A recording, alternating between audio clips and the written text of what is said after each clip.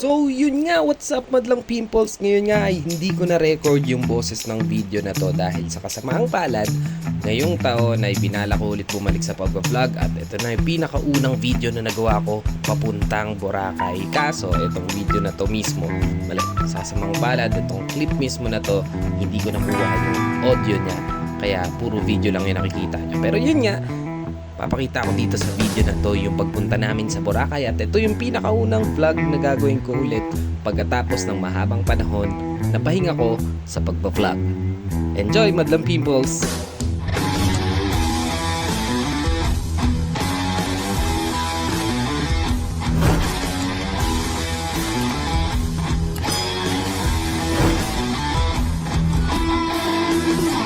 Nasaan ka na ba? Eto parating na. No, toxic ng biyahe. Oh, baka fake news yan. Oh, naku, nag-pick up lang kami ng kasama. Nandyan na nga, putse. Ay, parang naririnig ko na basa ng alon.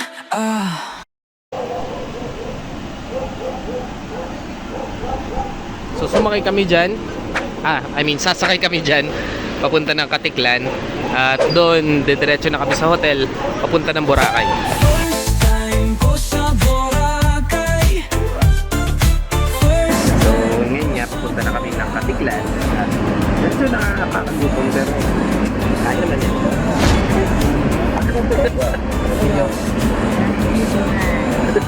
Sobrang prepared. So wala pa kaming tulog.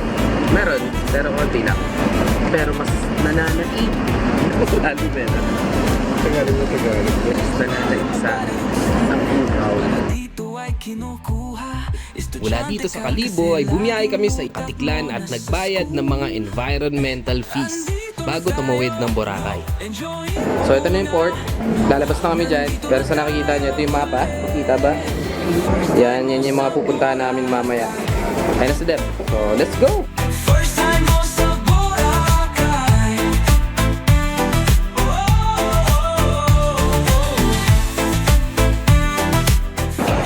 Ayan na. So ito na. Ito na kami sa not sure pero ito yata yung sasakyan namin.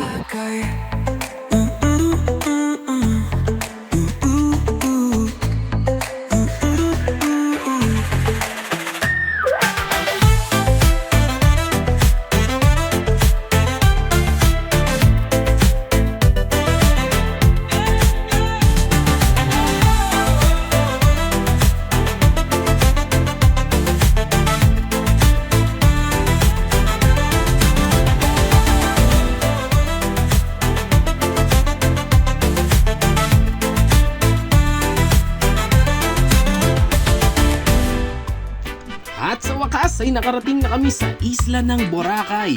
Ang una naming ginawa ay naghanap kami ng murang masasakyan. Maraming nag-o-offer pero napili ni Deb ang 25 pesos ride na tricycle. Pero bago yan, makakalimutan ba naman natin ang mag-picture?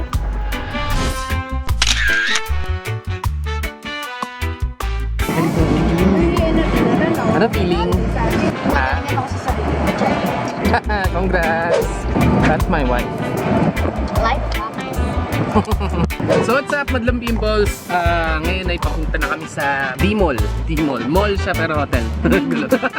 So far experience, hindi ko inasahan na sobrang daming Koreans dun sa port kanina.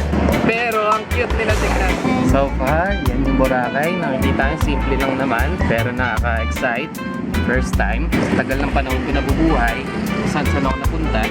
Ngayon na ako sa Boracay. Sakasakay ko sa 25 pesos. 25 pesos tuk-tuk. So madlang pimples, 1 tip para sa mga galing ng port. Sumakay kayo dito sa tricycle na yan. Sa tuk-tuk. Sumakay kayo dyan. 25 pesos lang ang isa. Napakamura. Kung tatlo kayo, abutin lang kayo ng 75 pesos. Kukunin nga lang siya pero pwede nyo nang bayaran kung gusto nyo ng convenience. Napakadali lang yan. Gop yan. Lang people, dito tayo ngayon sa Boracay. Second time ko dito, guys. Enjoy kami. Kiss mo si mama. Wait. Awit lang. Ano daw? Oh, gilid. Lakad po sa sa beach, pakihanap po yung Yuspa, Halo Mango. Okay. Pagdating namin ng D-Mall ay hinanap agad namin ang hotel kung saan kami mag-stay. Habang naglalakad ay nakita ko na naman si Wally na walang awat na nagpipicture.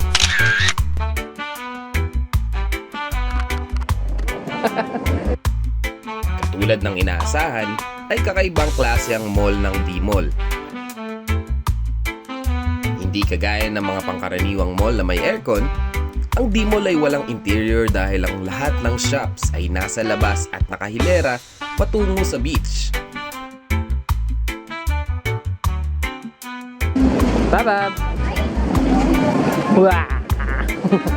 Habang naglalakad ay makikita rin ang mga nakahilerang foreign brands kasama din ang mga local brands at kung ano-ano pang mga stall at souvenir shops na makikita sa mga pangkaraniwang mall.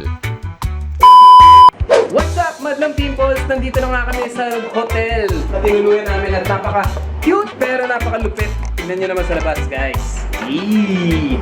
Simple lang siya pero rock. Doon na kami. Room tour muna ng konti. So mula doon sa baba, dito kami sa second floor. Room L2.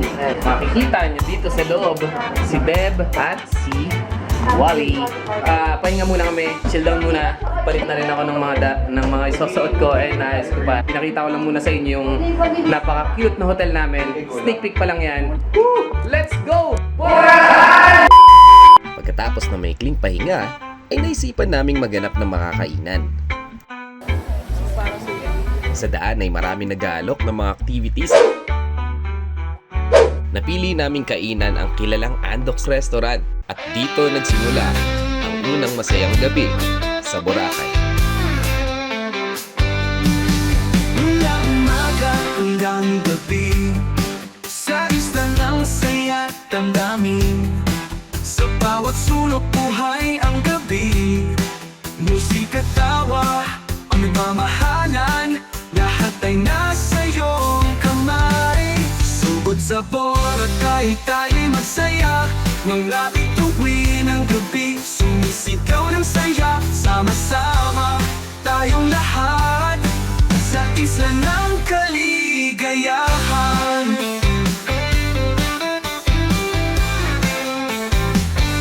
Sa beachfront lahat sumasayaw.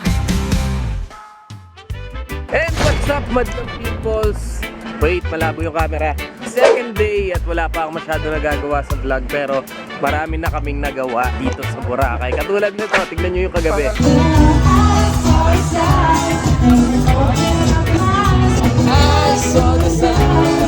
Parang 5 days ako dito.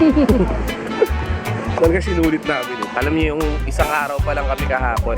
Although pagod, hindi kami 100%. Pero ang dami na namin nagawa. Tulad ng mga pagpunta sa Kalibo, punta ng Katiklan, transfer dito, lakad sa ganto, lakad sa ganyan, tapos sa gabi, party. Pero kaya hindi namin sulit yung kagabi kasi meron pa kaming mga ginawang sideline, trabaho, ganyan. Susubukan ko sulitin yung vlog sa second day. Papunta kami ngayon sa isang resto na hindi ko alam kung ano. Namili pa lang may, oy, lagi ko nakikita yung sticker na to. Sino ba to?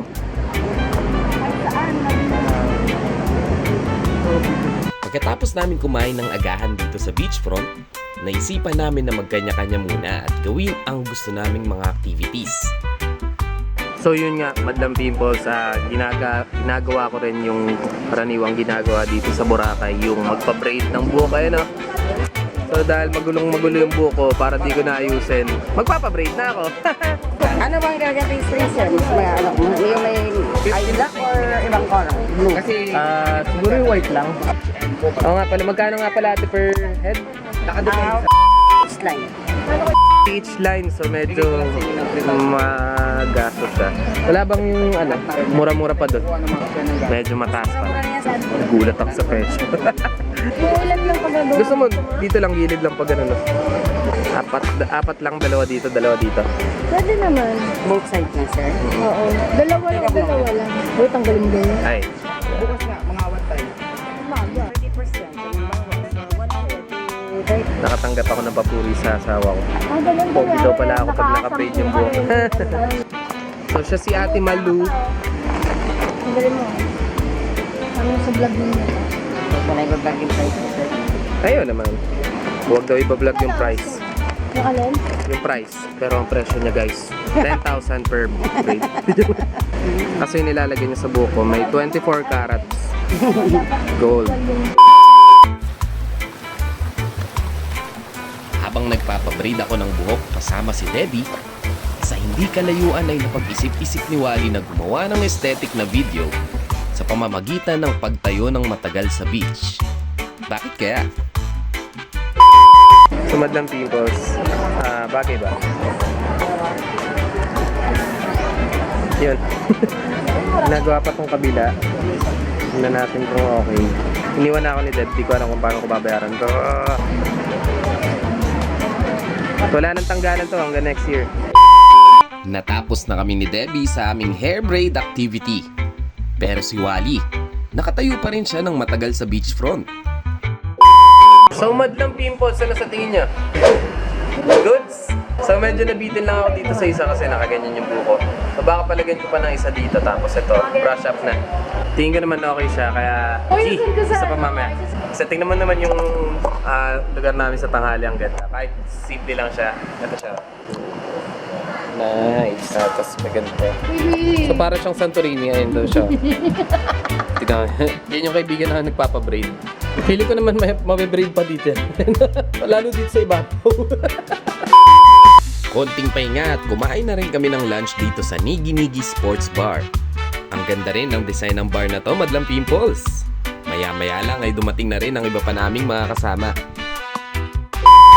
What's up, madlang pimples? Kumpleto na kami, nandito na kami sa Commander Beach at kasama na... Sweet? Sweets, Commander Sweets. Kasama na namin sila, Kim, si Carol, and si Wilmer! Yay! Bukas, magpa-party ulit kami pero umaga naman, doon kami sa yate. Pero bago yun, magkakaroon kami ng land cruiser. Magkakaroon kami ng land tour. We're going to Puka Beach bukas. Ang cute ni Wally. Ay, tingnan natin yung mga offer nito. And we are set, madlang peoples! Mga sir, naman na po ba kayong activities for today? Magsa-sideline daw siya ng sales dun sa labas sa tabi ng beach. Mag-aabot-abot daw siya ng mga diving lessons.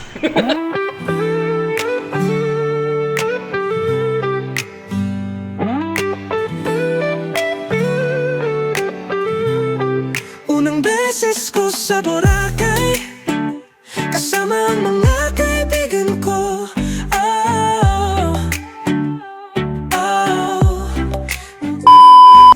So yun nga, what's up madlang pimples? Nandito na tayo ulit para sa sunset na malupit. At syempre, ngayon ay medyo nagpapahinga kami. Naglalaro sila katulad ng itong nasa video. Marami tayo nakikita mga pagbabago dito sa Boracay, pero enjoy naman hanggang ngayon ay napakasarap at napakasaya ng eksena. Katulad ng mga napapanood ko since first time ko pa lang dito, kung ano yung napapanood ko dati, yun pa rin yung hanggang ngayon.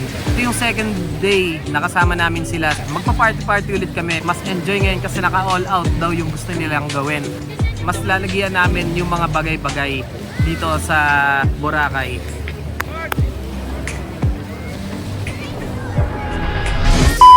Welcome to the vlog era, and this is our second to the last night. At ngayon ay kumpleto kami at pupunta kami sa bar after namin mag-dinner. So, let's go! Ngayon na, samahan mo ko. Taguan tayo sa liwanag kasama ang mga kaibigan ko. Ngayon na, unang beses ko sa Boracay, kasama ang mga kaibigan ko. Unang beses ko sa Boracay. Okay, what's up madlang pimples? Ngayon, lilibutin na natin yung Boracay at pupunta na tayo sa trip natin puntahan. Ngunit habang naglilibot-libot ako, maraming mga bar, maraming mga resto, tsaka club. So guys, tignan nyo, meron ditong club. Tawag dito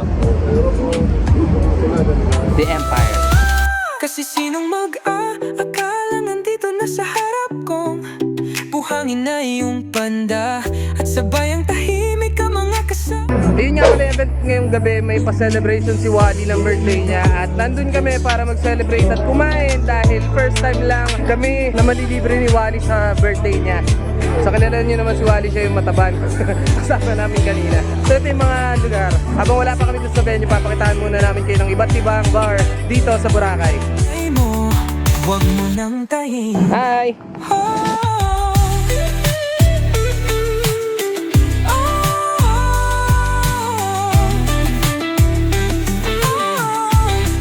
Unang beses ko sa Boracay, kasama ang mga kaibigan ko.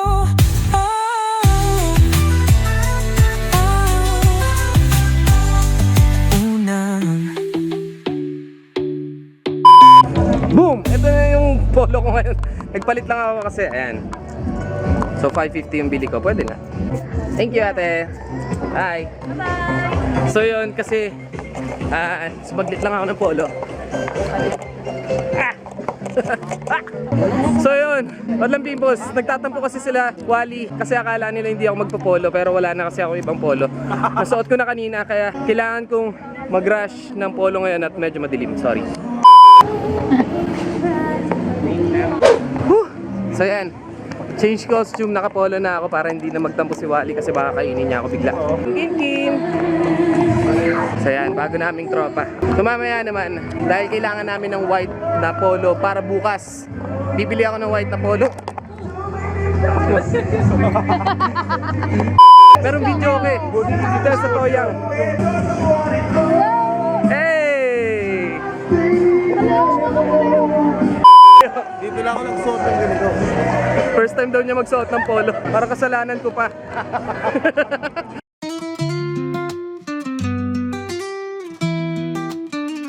Madlang Pimples, dito daw kami kakain sa hub. Pista ng mga bituin sa langit, hangin sa tabing dagat, kasiyahan sumabit. Kasama barkada, walang isip-isip. Sa Boracay ala-alay, masyarap tikman. Buhay namin ay tila panaginip. Sa Boracay lahat ay kay saya. Basta't sa barkada, kahit saan hamakin, sa alon at buhangin kami kakampi. Walang plano, basta lang lasing. Tawanan, kwentuhan, oras walang ending. Dagta sa alon, paay basa sa buhangin. Suliyap sa buwan, tila ba'y walang hanggan. Buhay namin ay tila panaginip. Sa Boracay lahat ay kay saya. At ito na nga ang first part ng Boracay Vlog.